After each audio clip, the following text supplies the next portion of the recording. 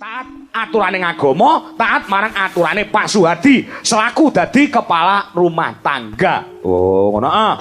Iki tegese insyaallah bakal barokah, bisa slamet dunyane, slamet akhirate. Amin ya rabbal alamin. Sing kare dhewe K kuwi tegese apa? Kudu komplit. K kuwi tegese keluarga yang diutamakan. Bagaimanapun juga panjenengane yo ngasta dadi pegawe wong nyatane SPD ning keluarga yang diutamakan gula wentah marang putrane Mas Rema Sefri Faturosi Kang Sarto Lumadi kelawan penjane Pak Suhadi nyatane dadi sugih mbrewu kaya ngene iki. Wo ngono ah. Suhadi ki tegese kuwi ati ki tegese kuwi. Heeh. Aku ndengi ning Boyolali ya ngono. Jenenge sing nanggap ki tak werdekne apike. Lek ra dalang cerdas angel lho nduk ngene iki. Ya.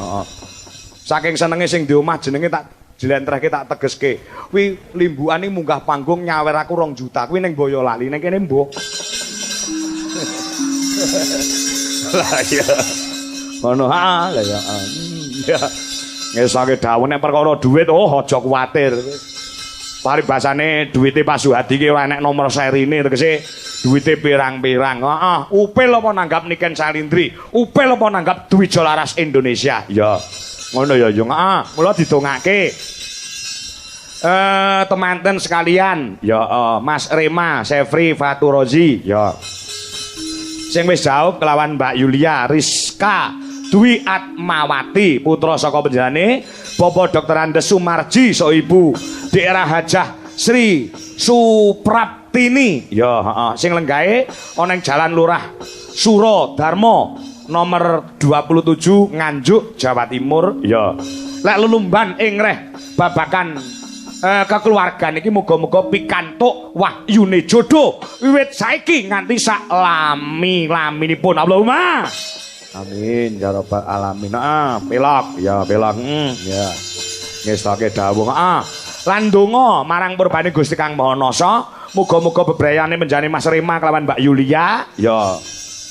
Entuk berkahing Gusti Allah Subhanahu wa taala dadi temanten ingkang sakinah mawaddah warahmah, maslakah fidini katal akhirah, bisa menciptakan baiti janati rumahku adalah surgaku, lan bisa dadi asrana enggal pinaringan golek kencana kang bisa tata jalma wujude putra kakung sing soleh putra putri sing solekah wekasane bisa mikul dhuwur mendem jero marang asmane wong tuwa kang sarta simbah kakung lan mbah putri ya piguna tumrap nusa bangsa kelawan agama Allahumma amin amin ya rabbal alamin hasbunallahu wa ni'mal wakil ni'mal maula wa ni'mal nasir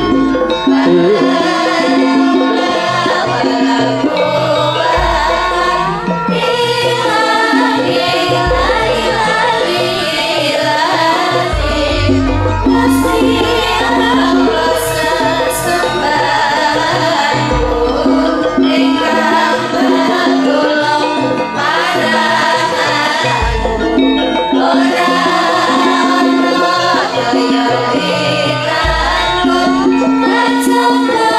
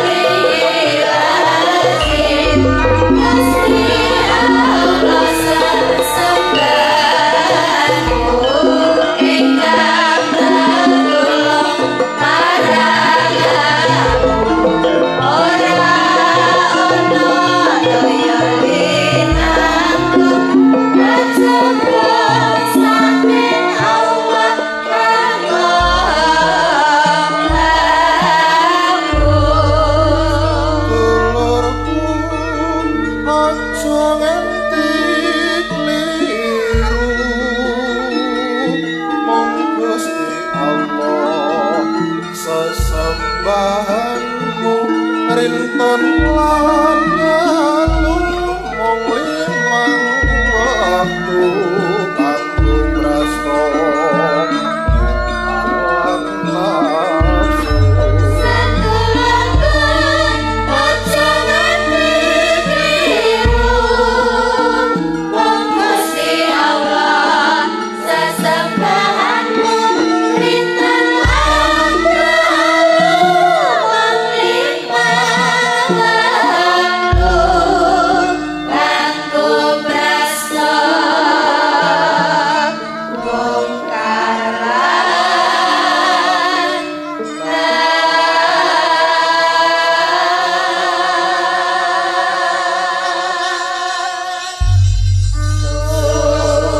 donga kanggo temanten saha